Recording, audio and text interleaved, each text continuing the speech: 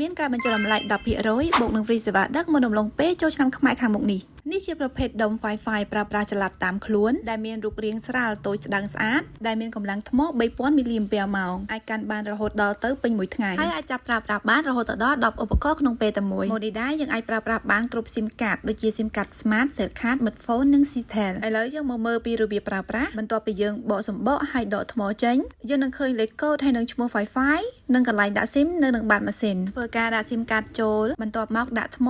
ហើយធ្វើការបិទគម្របវិញហើយចាប់ផ្ដើមចុចបើកភ្លើងហើយត្រូវរង់ចាំបន្តិចដើម្បីឲ្យម៉ាស៊ីនវាដំណើរការបន្ទាប់ពីម៉ាស៊ីនដំណើរការរួចរាល់ហើយយើងនឹងឃើញនៅលើអេក្រង់វានៅបង្ហាញពីឈ្មោះ SIM card ភាគរយថ្មសេវា SIM card សញ្ញា Wi-Fi ឈ្មោះ Wi-Fi ហើយនិងលេខកូដ Wi-Fi បន្ទាប់មកយើងយកទូរស័ព្ទដើម្បីភ្ជាប់ Wi-Fi ដើម្បីប្រើប្រាស់ចុចទៅលើឈ្មោះ Wi-Fi ហើយវាលេខកូដចូលបន្ទាប់មកយើងអាចប្រើប្រាស់អ៊ីនធឺណិតបានហើយពួកយើងមានការធានាទៅលើម៉ាស៊ីនរយៈពេល3ខែសម្រាប់ព័ត៌មានបន្ថែមសូមទាក់ទងតាមលេខ Telegram ទាំងពីរខ្សែនៅខាងចុងវីដេអូ